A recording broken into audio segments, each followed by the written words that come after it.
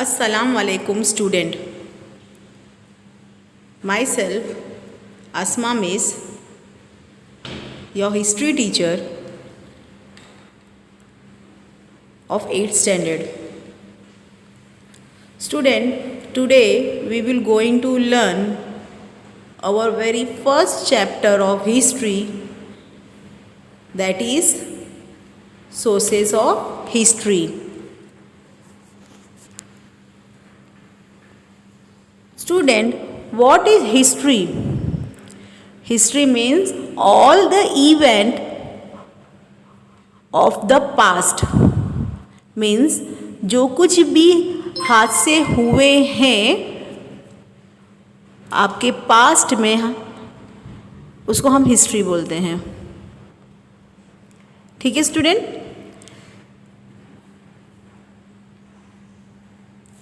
We have studied the sources of ancient and medieval Indian history. What is ancient, student? Ancient means thousands years in past. Thousands years in past मतलब हमारे पुराने ज़माने में हज़ारों साल पहले. ठीक है. एंड medieval किसको बोलते हैं? medieval means middle age of history. ठीक है. और ये मिडिल एज का जो पीरियड है वो पीरियड है 1100 से लेके 1500 AD तक. ठीक है. ये हमने ऑलरेडी पुराने स्टैंडर्ड्स में पढ़ चुके हैं कि एशियन हिस्ट्री क्या थी, फिर मिडिवल हिस्ट्री क्या थी. Now this year we are going to study the sources of modern Indian history. आज हम मॉडर्न इंडियन हिस्ट्री के क्या सोर्सेज है. सोर्सेज मीन्स क्या ज़रूरती है, क्या चीज़ें हैं. ठीक है. क्या तरीके हैं इंडिया को मॉडर्न बनाने में, और उसके पीछे क्या हमारे ऐसे इवेंट्स हैं जो इंडिया को मॉडर्न इंडिया बनाई थी. जिसमें हमको सबसे मोस्ट इम्पॉर्टेंट जो सोर्सेज है वो है material, written and oral sources. Similarly मतलब उसी तरीके से हमारे को बहुत ज़रूरी है, ये हमारा एक बेस है जो मॉडर्न हिस्ट्री बना रहा है, वो है जो हमारे नए टेक्नोलॉजी को हमने यूज़ किया, हमारे इंडिया को नए टेक्नोलॉजी को यूज़ करते हुए इंडिया प्रोग्रेस करने लगी. वो है audio, video, audio visual are included. ठीक है स्टूडेंट.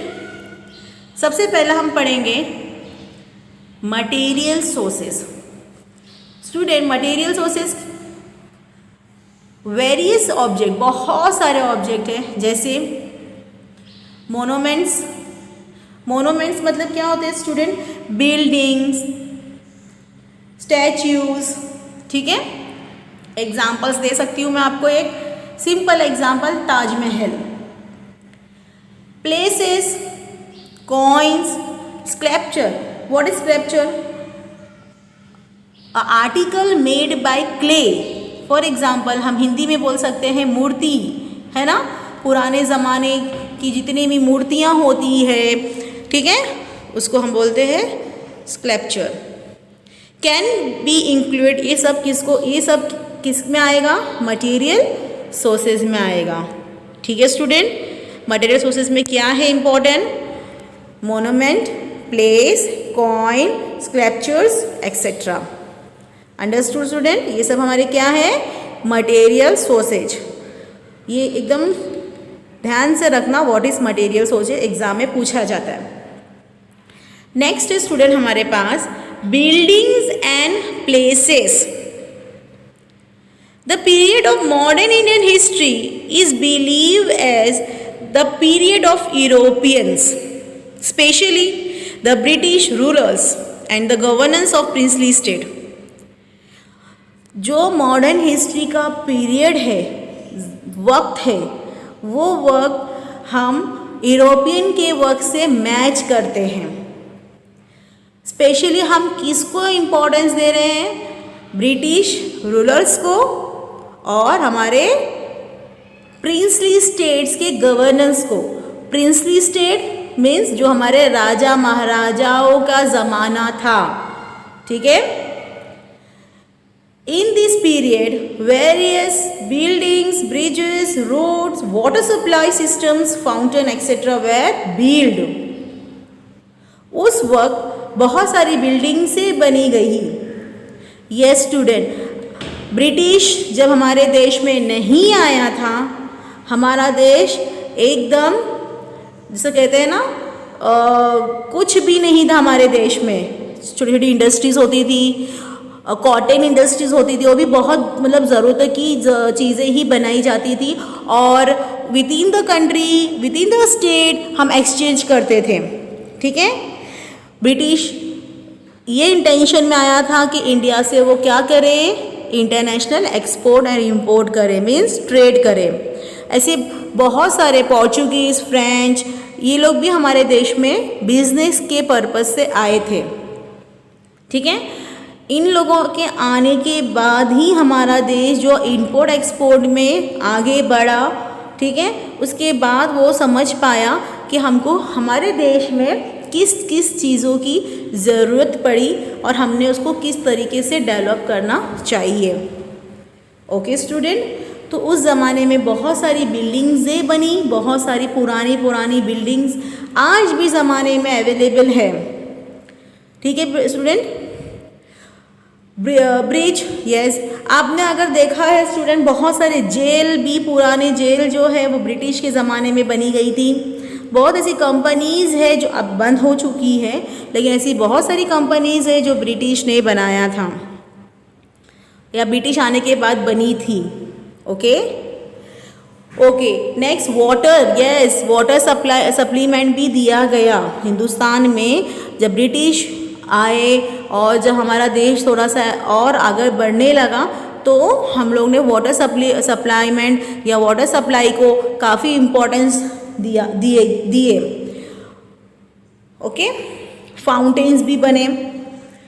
चलो, this building include the government office. ये बिल्डिंग किस को इंक्लूड करती है? गवर्नमेंट ऑफिस को इंक्लूड करती है। यस, बहुत सारे ऐसे गवर्नमेंट ऑफिस है जिसकी ब्रिटिश आने के बाद उस बिल्डिंग में रहने के लिए गवर्नमेंट को, वर्कर्स लोग को, ऑफिसर्स को जगह नहीं थी, तो उन्होंने गवर्नमेंट बहुत सारे ऐसे बिल्डिंग्स बनाए। उसके बाद student, residence of officers, leaders and revolutionaries. What is revolutionaries? क्रांतिकारी, ठीक है, जो फ्रीडम फाइटर्स थे उनके लिए भी बिल्डिंग्स, जगहें बनाई गई। Palace of ruler of princely state, आपको पता होना चाहिए कि बहुत बड़े बड़े पैलेस बने गए प्रिंसली स्टेट में। राजा महाराजाओं के लिए बड़े बड़े राज्य, विजडम्स बने गए, बड़े बड़े महल बने गए। फिर forts also were build. Prisons, yes, prisons मतलब जेल बने गए। Among this the monument many buildings are intact even today. Intact मतलब डैमेज नहीं होना, मतलब ऐसी भी बिल्डिंग आज भी अवेलेबल है हिंदुस्तान में, इंडिया में, जो बिल्कुल भी डैमेज नहीं हुई है। Some are declare as national monument. कुछ ऐसी बिल्डिंग्स को, कुछ ऐसे जगहों को गवर्नमेंट ने नेशनल मोनूमेंट में बदल दिया गया है। Where some are converted into museum. कुछ ऐसे जो बिल्डिंग्स थी उनको, या कुछ ऐसे फोर्ट है या कुछ ऐसी जेल है जिनको म्यूजियम में ट्रांसलेट किया गया है, कन्वर्टेड इनटू म्यूजियम। एग्जाम्पल दिया गया है स्टूडेंट, आपके सामने है cellular jail in Andaman. Andaman में सबसे बड़ा जेल है जिसको अब म्यूजियम में कन्वर्ट किया गया है। While visiting this site, we get information about the contemporary history. What is contemporary history, student? मतलब पुराने पुराने ज़माने की या एशियंट ज़माने की जो भी और इस ज़माने की जो भी खासियत है वो वहाँ पर दिखती है, ठीक है। द आर्किटेक्चर, यस, आर्किटेक्चर हम बोल सकते हैं ना, बहुत चीज़ें जो है उस ज़माने में बहुत खूबसूरती से बनाई जाती थी, ठीक है। उसको आर्किटेक्ट करते थे लोग, अपने हाथों से वो चीज़ों को बनाते थे। Nature of the monument and also the economic condition of the particular period. अगर हम कोई ऐसे म्यूजियम्स में जाते हैं या कोई ऐसी जगह पर हम जाके विजिट करते हैं स्टूडेंट, तो हमको पता चलता है, हमको क्या पता चलता है कि उस ज़माने की क्या हिस्ट्री थी, उस ज़माने का क्या इकोनॉमिकल कंडीशन थी, ठीक है student. Just as during the visit to the cellular jail in Andaman we get information about the revolutionary works of V D. Savarkar. Student यहाँ ये बोला है कि अगर हम अंडमान जेल में जाके देखते हैं तो हमको वहाँ पर वी.डी. सावरकर के बारे में काफ़ी इंफॉर्मेशन मिलेगी। हमको पता चलेगा कि ये क्रांतिकारी वी.डी. सावरकर ने उस ज़माने में आज़ादी के लिए क्या क्या किया था। बाय विजिटिंग मणि भवन इन मुंबई और Sevagram Ashram at Wardha we get the information about the history of guardian area. Era means year, ठीक है स्टूडेंट। यस, अगर हम इन दो मुंबई में मणि भवन और सेवा आश्रम वर्धा में अगर हम जाके देखते हैं तो हमको पता चलता है कि गांधी जी के ज़माने में क्या क्या होता था और उस ज़माने में जितने भी लोग थे उन्होंने किस तरीके से देश को आज़ादी दिलाई या उन्होंने क्या काम किए हैं, कौन से उन्होंने इवेंट्स किए हैं, कौन से उन्होंने स्टेप उठाए अपनी ज़िंदगी को बिना सोचे समझे, अपनी ज़िंदगी के बारे में बिना सोचे समझे उन्होंने बहुत कुछ देश के लिए कुर्बानी दी है, ठीक है स्टूडेंट। नेक्स्ट स्टूडेंट हमारे पास है museum and history. For study of history, various objects, painting, photographs, such as other things are preserved in museum. Yes, student. अगर हमको हिस्ट्री समझना है तो हम कैसा समझेंगे? हमको तो हिस्ट्री, हम तो पुराने ज़माने में तो जान नहीं सकते। तो हमारे लिए क्या किया गया है? हमारे लिए ऐसे ऐसे बहुत सारे फ़ोटोज़ है, पेंटिंग्स है, बहुत सारी चीज़ें जो है वो म्यूज़ियम में संभाल के रखी गई है ताकि न्यू जनरेशन, आने वाली जनरेशन जो उस जगह आपको पुराने ज़माने की बातें जाननी होगी तो ऐसे म्यूज़ियम में जाकर वो लोग इन सब चीज़ों को देखकर महसूस कर समझ सकते हैं।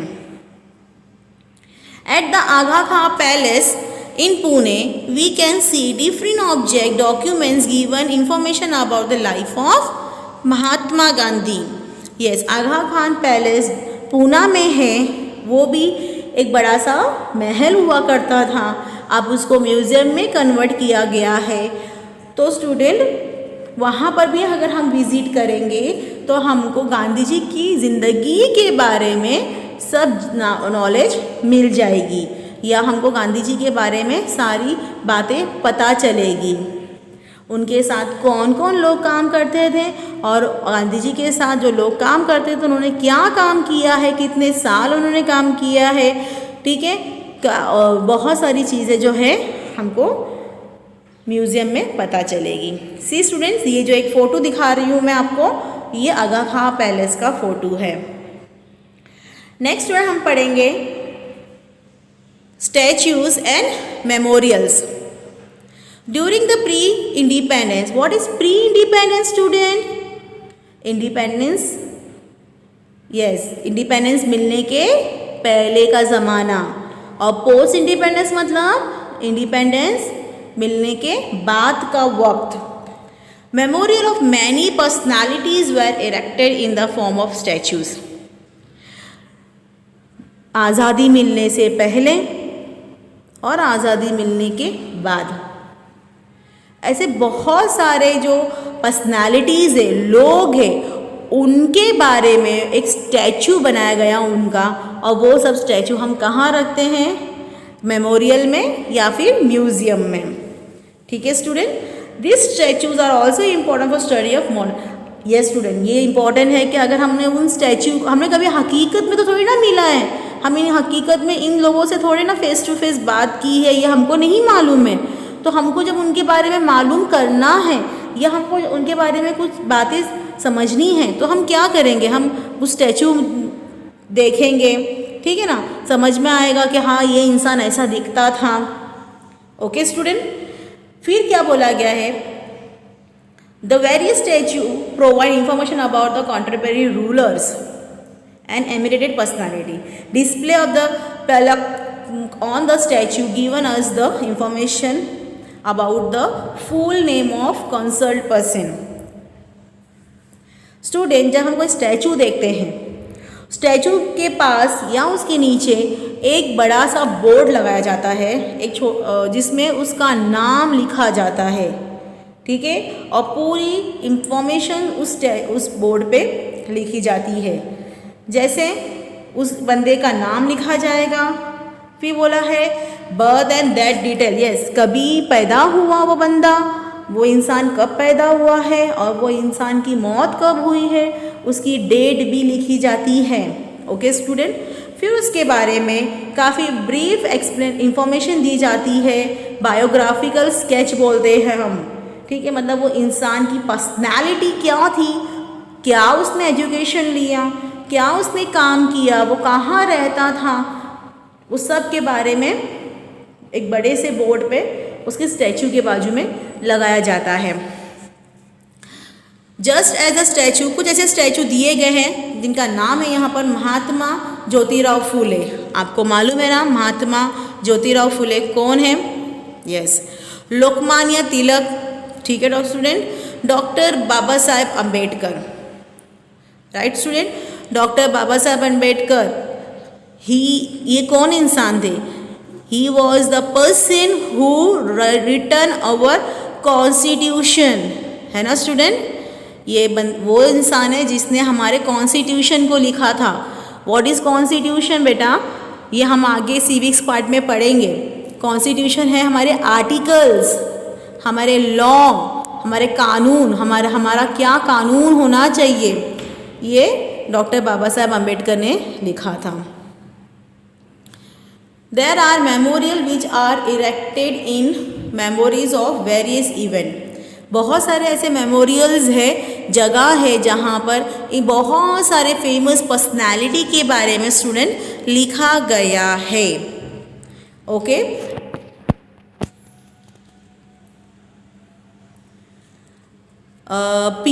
People related to the event etcetera. Example दिया गया है स्टूडेंट यहाँ पर हुतात्मा स्मारक, ठीक है स्टूडेंट, ये एक मेमोरियल जगह है जहाँ पर बहुत सारी अच्छी पर्सनालिटी के बारे में स्टैचू बनाया गया है और उनके बारे में पूरी बायोग्राफी बताई गई है। ओके स्टूडेंट, चलिए आगे देखते हैं क्या हमारे पास रिटर्न सोर्सेज में होना चाहिए। ये कुछ ऐसे पॉइंट्स है जो रिटर्न सोर्सेज में होने चाहिए।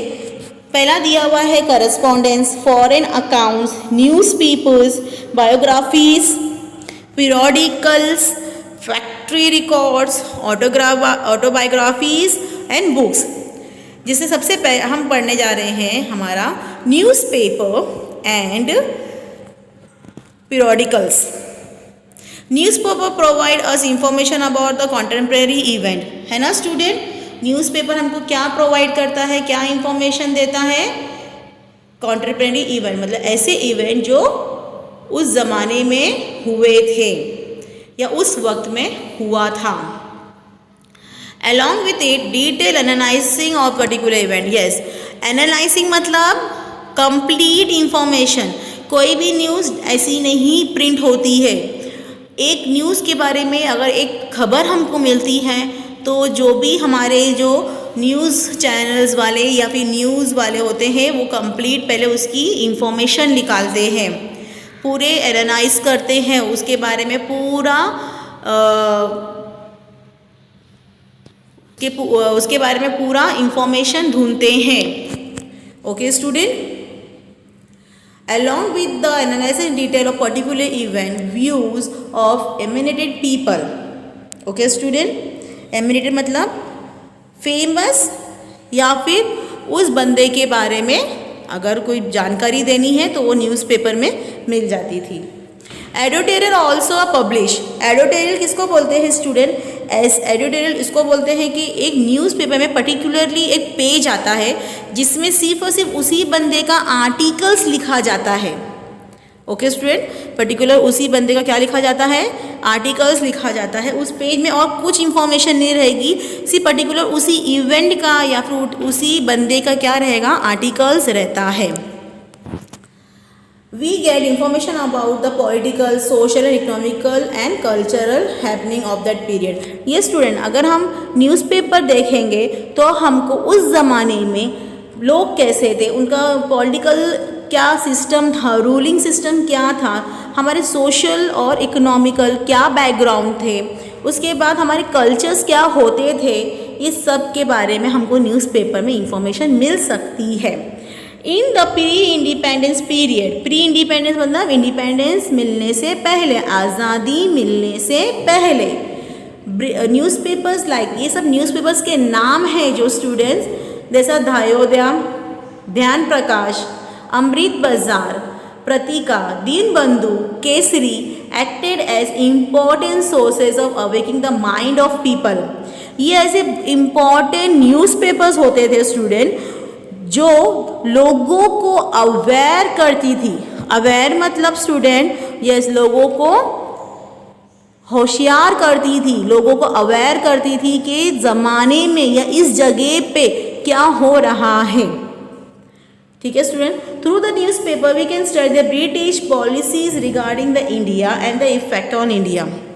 न्यूज़पेपर से ही हमको पता चलता था कि ब्रिटिश हमारे इंडिया में आने के बाद उसने किस तरीके से हमको धोखे से हमारे ऊपर राज किया, कैसे किस तरीके से उसने हमारे देश में अलग अलग किस्म के लॉ लेके आए, कानून लेके आया। हर किसी के लिए कानून अलग था, ठीक है, पर्सन टू पर्सन लॉज अलग बनाए जाते थे। तो ये जो ब्रिटिश ने हमारे पे जितने भी प्रॉब्लमेटिक इश्यूज क्रिएट किए, इसकी जानकारी हमको कहाँ से मिलती थी? न्यूज़पेपर से मिलती थी। ठीक है student, newspaper not only the sources of political event but also act as sources of social reformation. ये स्टूडेंट, सिर्फ पॉलिटिकल इवेंट के बारे में नहीं पता था कि क्या कानून चल रहा है, ब्रिटिश हमारे लिए क्या कर रहा है, लेकिन एक ये रिफॉर्मेशन मतलब एक ये इस तरीके से जासूस नहीं कह सकते हम, एक रिफॉर्म कर रहा था लोगों के दिमाग और उनकी बिहेवियर को चेंजेस कैसा ला सकते हैं, उनकी सोच को हम कैसे बदल सकते हैं, ये सब न्यूज़पेपर्स के थ्रू लोगों को अवेयर करने का काम, लोगों की सोच बदलने का काम न्यूज़पेपर से होता था। Nibandhmala by Vishnu Shastri Chiplunkar and Shatapatre written by the लोखीवाड़ी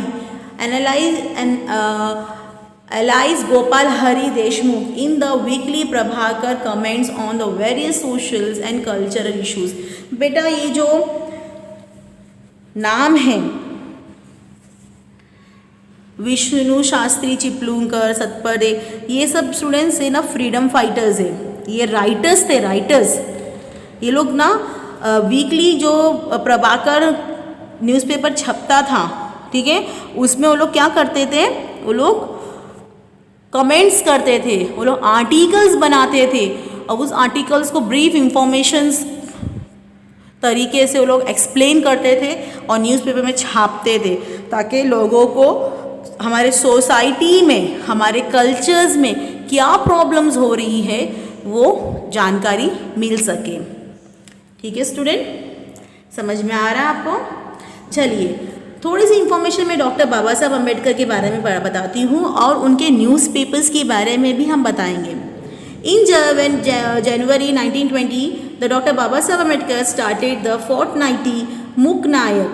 ठीक है स्टूडेंट, उन्होंने एक न्यूज़पेपर बनाया जिसका नाम है मुक नायक, ये न्यूज़पेपर का नाम है। कब बनाया था उन्होंने? जनवरी 1920 में। ठीक है स्टूडेंट, लेकिन क्या हुआ, but later doctor Baba Saheb मेरे have to leave for the higher study to England. Doctor Baba Saheb Ambedkar को अपनी हायर एजुकेशन की पढ़ाई के लिए इंग्लैंड जाना पड़ा। तो इन्होंने क्या किया, इन्होंने अपने न्यूज़पेपर को, ठीक है, वो अपने कलीग को दे दिया। कलीग किसको बोलते हैं? जो उनके साथ काम करने वाले लोग होते हैं, उनको हैंड ओवर करके वो इंग्लैंड चले गए अपनी एजुकेशन लेने के लिए। इन 1927 डॉक्टर बाबा साहब अम्बेडकर फिर से उन्होंने एक न्यूज़पेपर बनाया, उनका नाम है भक्तिकुष्ठ भारत।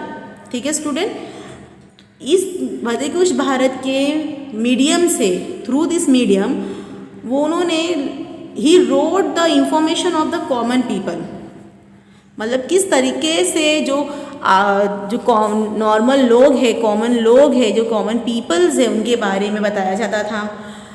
उन्होंने न्यूज़पेपर के थ्रू ही सब लोगों को यूनिटी बनाने के लिए समझाया। उस ज़माने में स्टूडेंट हम यूनिटी नहीं रखते थे, we have different mind of thinking.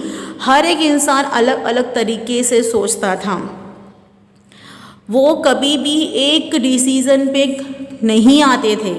यही बात है स्टूडेंट, जब ब्रिटिश को इस बारे में पता चला कि इंडिया में लोग एक दूसरे पे भरोसा ही नहीं करते, उनमें यूनिटी ही नहीं है, उनमें एकता ही नहीं है, तो क्यों नहीं हम उनकी एकता का, ये जो यूनिटी नहीं है, उसका फ़ायदा उठाएं और इन पे राज करें। That's why student British has ruled us around 150 years। हम इंडियन पे 150 साल तक ब्रिटिश ने हम पे राज किया स्टूडेंट, सिर्फ इसी बात पे कि हम में यूनिटी नहीं थी। जब हम कुछ ऐसे लोग हायर एजुकेशन लेने लगे, तब लोगों को समझ में आया कि ब्रिटिश हमको डिवाइड करके रूल कर रहा था, मतलब वो हमको अलग अलग करके हम पे अलग अलग तरीके से राज करता था। ये एजुकेशन ही है स्टूडेंट जो हमको समझाता है कि हमको क्या सही है और क्या गलत है, तो हमको सही का रास्ता चुनना है। ठीक है student, apart from this he also start 2 more newspaper. उन्होंने और 2 न्यूज़पेपर बनाए, नेमली जनता एंड प्रबुद्धा भारत। ठीक है स्टूडेंट, डॉक्टर बाबा साहब अम्बेडकर के बारे में कुछ बताती हूँ। डॉक्टर बाबा साहब अम्बेडकर खुद एक दलित कम्युनिटी से थे। दलित उस ज़माने में सबसे छोटी जात मानी जाती थी, अनटचेबिलिटी का वक्त था उस ज़माने में। लोग बिल्कुल भी इन छोटी जात के लोगों को अपने एरिया में या अपने कोई भी मंदिर में बोल दो, या हम समंदर में पानी लेने के लिए, कुएं से पानी लेने के लिए भी परमिशन नहीं था, ये वो इस एरिया में आ ही नहीं सकते थे। इतनी छोटी सोच होती थी। लेकिन जब बाबा साहब अम्बेडकर आगे बढ़े, पढ़े, उन्होंने हायर एजुकेशन लिया, जब वो हमारे इंडियन कॉन्स्टिट्यूशन लिख रहे हैं, तो ये सोचो स्टूडेंट, उन्होंने दलितों के लिए कितने सारे काम किए होंगे। उन्होंने हमारे लेजिस्लेचर में, हमारे कांग्रेस कम्युनिटी में, ठीक है स्टूडेंट, दलितों के लिए एक सेपरेट सीट बनाई थी, मतलब उनको भी हिंदुस्तान में रहने का हक दिलाया था। ठीक है स्टूडेंट, इसीलिए उनसे कॉन्स्टिट्यूशन लिखा गया था, क्योंकि उन्होंने हर एक इंसान के बारे में सोच कर कॉन्स्टिट्यूशन को लिखा था। आर्टिकल्स बनाए थे कि अगर हर इंसान को किस तरीके की प्रॉब्लम है या उनके लिए क्या प्रॉब्लम से सॉल्व हो सकता है, तो वो लॉ क्या होना चाहिए, डॉक्टर बाबा साहब अम्बेडकर ने लिखा था। आगे स्टूडेंट पढ़ते हैं maps and drawing. Map is also regard as an important sources of history. The changing nature of city और the particular location can be trace through the map. Student map और drawing की most important sources बताया गया है, ताकि अगर हमको कुछ जगह पे, कुछ सिटी पे जाना है, कुछ जगह पे जाना है, तो हम क्या करते हैं स्टूडेंट, हम मैप के थ्रू, मैप के थ्रू, जैसा मैप बताएगा हमको कि यहाँ जाना है, डायरेक्शन बताएगा, तो हम उस डायरेक्शन में जाते हैं। इंडिया का सर्वे किया गया इंडिपेंडेंस के बाद, तब पता चला कि department establish during the British period, मतलब एक सर्वे डिपार्टमेंट बनाया गया था ब्रिटिश पीरियड के ज़माने में ही, मतलब ब्रिटिश के वक्त में ही क्या किया गया था, एक डिपार्टमेंट बनाया गया था जो अपने हिंदुस्तान का, पूरा इंडिया का जो है वो लोकेशन और एक्सटेंट, लॉन्गिट्यूडल और एलिट्यूडल, ठीक है स्टूडेंट, ये मेजर कर सकें। Through the significant method of survey they have created map of India. Student, जब इन डिपार्टमेंट के लोगों ने हमारे इंडिया का पूरा लॉन्गिट्यूडल और लैटिट्यूडल मेजर किया, तब पता चला कि हमारे इंडिया का मैप ऐसा होना चाहिए। इसीलिए आप देखो आपके इंडिया का मैप किस तरीके से बनाया गया है, ठीक है स्टूडेंट। कुछ similarly the plan designs by the architect prove important from the view of study of architecture of buildings as well as the phases of development process। Student, जब हम कोई प्लान बनाते हैं, डिज़ाइन बनाते हैं, ये आर्किटेक्ट जो काम करते हैं बिल्डिंग बनाने का, तो वो लोग भी बेटा पहले क्या करते हैं, पहले वो लोग एक पेपर में बिल्डिंग्स के एरिया को मेजर करेंगे, फिर उसके हिसाब से बिल्डिंग्स कैसी होनी चाहिए और कितने एरियाज़ होने चाहिए वो प्लॉट करते हैं, डिज़ाइन बनाते हैं बिल्डिंग की, और फिर वो क्या होता है, प्रूफ होता है, आगे सैंक्शन होता है। For example, department of Mumbai port trust has original plan of Bombay port. Information about the development of Bombay city can be understood through the plan draft by the architect and engineer. Bombay trust के पास original plan था Bombay port का, ठीक है student, और Bombay city किस तरीके से develop हो सकती है और होनी चाहिए, ये सारी बातें उस प्लान में थी। और वो प्लान कौन बनाया था, आर्किटेक्ट या फिर इंजीनियर्स बनाते हैं। समझ में आया स्टूडेंट? चलिए, now we will go for the oral sources. ये सारे ओरल सोर्सेस है, folk song, Powada, folk tales, narration, interviews, fairs and Jalsa, art groups, the rhythmic prose, Ovi, inspiration songs, ठीक है स्टूडेंट। चलो सबसे पहला हम पढ़ेंगे inspirational songs. During the period of freedom movement various inspirational songs were composed. जब हिंदुस्तान को आज़ादी नहीं मिली थी, उस वक्त 1857 का जो वक्त था स्टूडेंट, उस वक्त में कहा गया था कि मीन्स उस दौरान से हमको आज़ादी मिलने के लिए हमने बहुत सारी मेहनतें की, ठीक है। तो उस टाइम पे भी ऐसा था कि हमने बहुत सारे इंस्पिरेशनल सॉन्ग्स कंपोज किए थे। इंस्पिरेशनल सॉन्ग्स मतलब ऐसे गाने, ऐसे छोटे छोटे गाने जिसको सुनकर लोगों के दिल में हिंदुस्तान के लिए, इंडिया के लिए लड़ने का जज्बा जागता था, ठीक है student. At present some of this songs were available in the written form. Starting में हम बोल सकते हैं कि कुछ ऐसे सॉन्ग्स थे जो रिटन फॉर्म में हमको मिले थे, बट ऐसे बहुत सारे सॉन्ग्स हैं जो अनपब्लिश हुए थे। किससे? फ्रीडम फाइटर से। अनपब्लिश किसको बोलते हैं स्टूडेंट? जो मतलब लोगों को पता भी नहीं था, मतलब उनको उस ऐसे सॉन्ग को हम जान ही नहीं सकते थे, या वो सॉन्ग हमारे सामने कभी आया ही नहीं। लेकिन ऐसे बहुत सारे इंस्पिरेशनल सॉन्ग्स थे स्टूडेंट जो उस ज़माने में गाए जाते थे, जिनको सुनकर, जिनको महसूस कर कर लोगों के दिल में जज्बा जागता था कि हम हमारे हिंदुस्तान को किस तरीके से ब्रिटिश के रूल से आज़ादी दिलाए। Okay student, these inspiration songs we can get information about the condition during the pre-independence period and also spirit behind the freedom struggles could be understood. Yes student, हम लोग को इस इंस्पिरेशन सॉन्ग के through ही समझ सकते थे कि किस तरीके से हम हिंदुस्तान के लिए उनकी क्या समझ थी, सोच थी फ्रीडम फाइटर्स की, हम इस इंस्पिरेशनल सॉन्ग से महसूस कर सकते हैं स्टूडेंट। पोवाड़ा, हम नेक्स्ट टॉपिक पढ़ रहे हैं पोवाड़ा। स्टूडेंट पोवाड़ा होता क्या है? पोवाड़ा मीन्स मराठी पोएट्री है बेटा ये, ठीक है। Powada is the sources of getting information about the historical event and work of the person.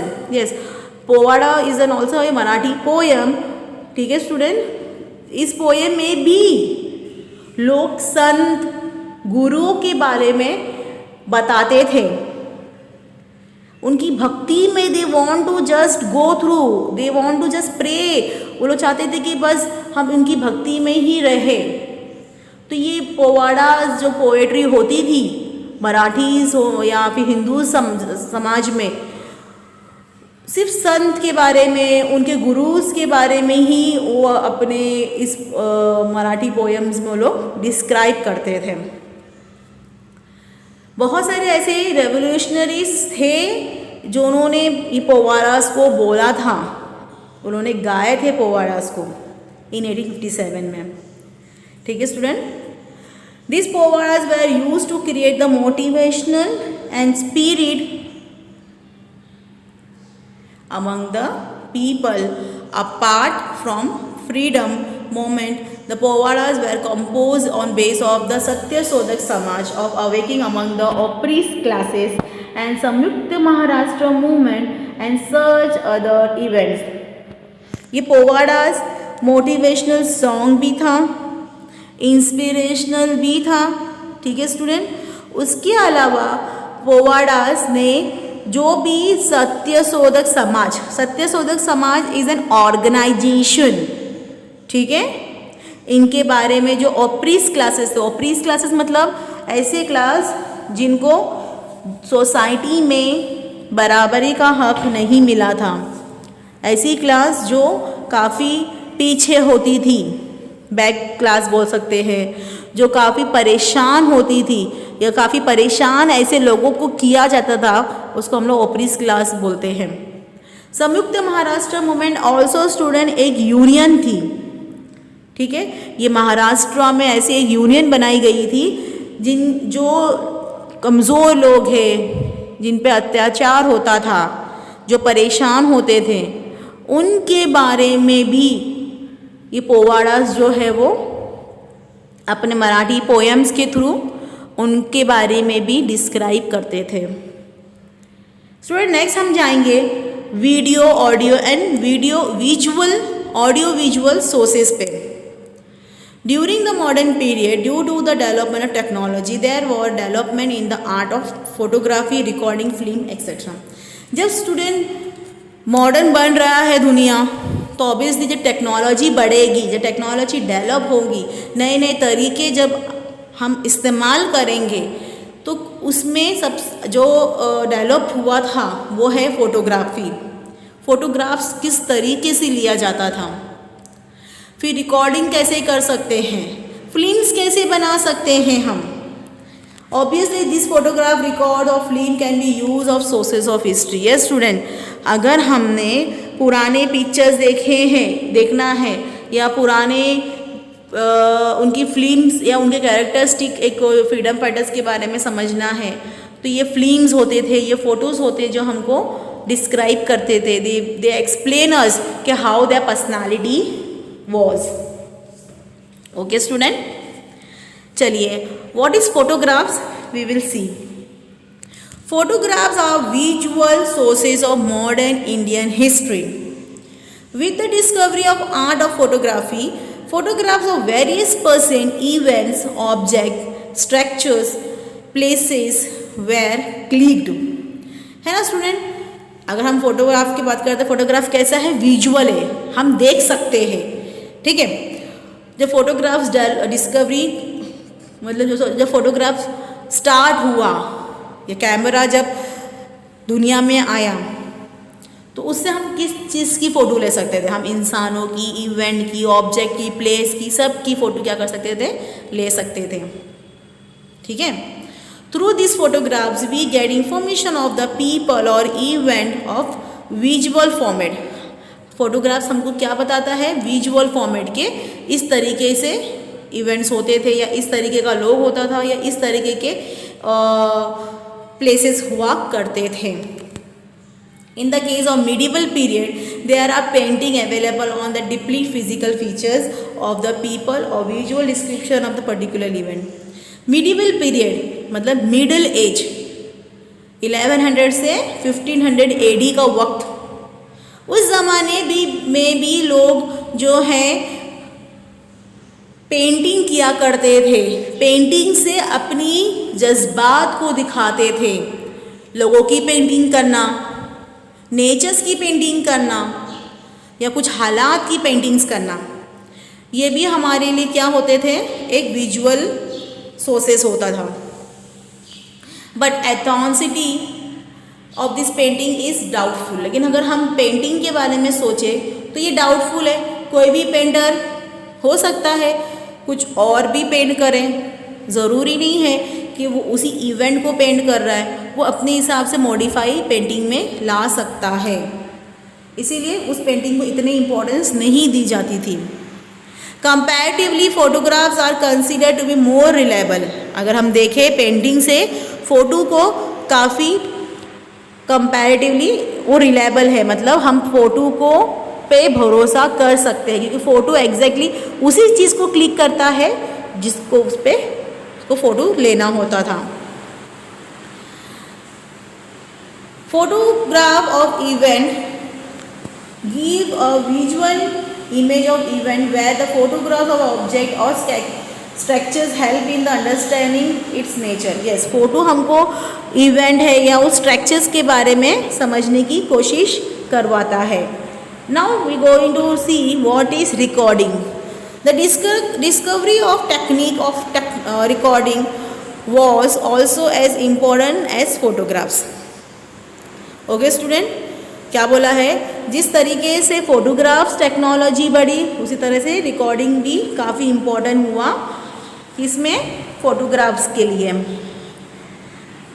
During the period of the speech of leaders और important personality, songs etcetera are available in the form of recording. Student, जब modern periods की बात हम करते हैं तो जो भी लीडर्स की स्पीचेस होते थे या इम्पोर्टेंट पर्सनैलिटीज़ होती थी या सॉन्ग्स होते थे, हम उनको क्या करते थे, रिकॉर्डिंग करते थे। तो उनके जो वो बोलते थे हम वो रिकॉर्ड कर सकते थे, उनकी बातें हम सुन सकते थे।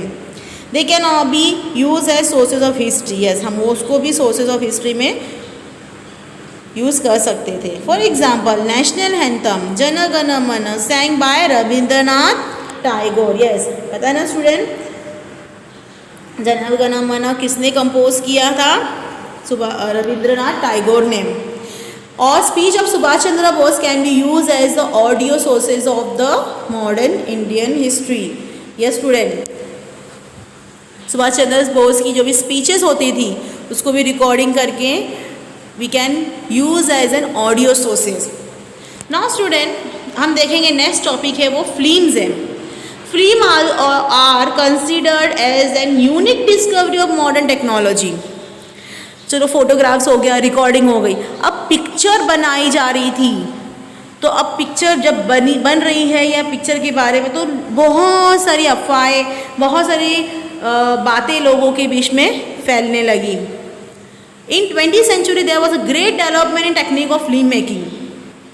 20th सेंचुरी में क्या बोला गया है, बहुत ही प्रोग्रेस किया गया फिल्म बनाने के लिए। दादा साहेब फाल्के, आपको ये याद होना चाहिए, ऐसे बहुत सारे अवार्ड दादा साहेब फाल्के के नाम पे दिया जाता है। ही was the foundation of the Indian film industry. Okay student, कौन से ईयर में बनाया था उन्होंने? 1913 में बनाया था। Audio visual recording of the Dandi Yatra, salt Satyagraha, quit India movement and such other historical incidents are available. Yes student, films के थ्रू हमको बहुत सारी फ्रीडम फाइटर्स के फीचर्स के बारे में एक्चुअली वो पिक्चर्स से हमको मालूम पड़ती थी। दांडी यात्रा, गांधी जी की पूरी जिंदगी किस तरीके से उन्होंने सॉल्ट सत्याग्रह तोड़ा, किस तरीके से उन्होंने यात्रा शुरू की, किस तरीके से उन्होंने अपने खादी कपड़ा पहना। They never use that any England imported चीज़, जो भी वो इम्पोर्ट होती थी इंडिया में वो चीज़ वो यूज़ नहीं करते थे। ही बॉयकॉटेड, उन्होंने बॉयकॉट किया था सारे ऐसे फॉरेन एक्सचेंज को। क्वाइट इंडिया के बारे में और बहुत सारे स्टूडेंट्स, अगर हम देखें भगत सिंह के बारे में भी पिक्चर्स है, ठीक है। Such other history incident are available through these films, the event be seen reality. Compared to Asian and medieval period of sources of study of modern Indian history are found in abundance and varieties.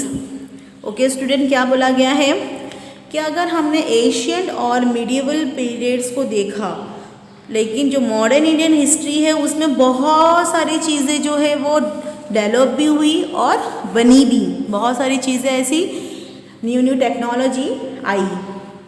Archaeological sources of this period are also great extent found in better state. Yes, archaeological चीज़ें भी बहुत अच्छी तरीके से लोगों को समझ में आया। There are many written sources preserved in the archive. Yes, ऐसे बहुत सारे archive क्या होता है स्टूडेंट, ये हमारे एक ऐसा मटेरियल होता है, एक ऐसी बुक होती है जिसमें पुराने ज़मानों की बहुत सारी चीज़ें लिखी गई हैं। ठीक है student, they are also but while referring the written sources, अगर हम रिटर्न सोर्स को रेफर करते हैं, the ideology and opinion of the author regarding the particular event need to be examine. अगर हम उनके बारे में सोचेंगे, अगर हम रिटर्न सोर्सेज देखते हैं और उनके बारे में हम सोचेंगे तो कहीं ना कहीं हमको शक आएगा, कहीं ना कहीं हम सोचेंगे कि क्या ये ऐसा होता था। There is great need of preserving this historical sources through which the rich traditional of history can be handed to next generation. ऐसी बहुत सारी सोर्सेज है बेटा जो हमको हिंदुस्तान के गवर्नमेंट को क्या करना है, संभाल के रखना है। We have to preserve some our history, जो बेटा आगे आने वाली न्यू जनरेशन है उनको भी मालूम पड़े, ठीक है, कि व्हाट इज़ आवर हिस्ट्री, हमारी पुरानी पास्ट में क्या हुआ था। ओके स्टूडेंट, यस, इसीलिए याद रखना स्टूडेंट कभी भी कि हम हिस्ट्री के थ्रू ही हम न्यू डेवलपमेंट करते हैं। व्हेन वी अंडरस्टूड कि what is history, what is done in past, what wrong thing we have done, तो इन फ्यूचर हम उसको क्या कर सकते हैं, इम्प्रूवमेंट ला सकते हैं। ओके स्टूडेंट, होप जितना भी मैंने आपको समझाया है अच्छी से आपको समझ गया होगा। If you go through this lesson one more time, reading करना है आपको ये लेसन का। ओके स्टूडेंट, टेक केयर, अल्लाह हाफिज़।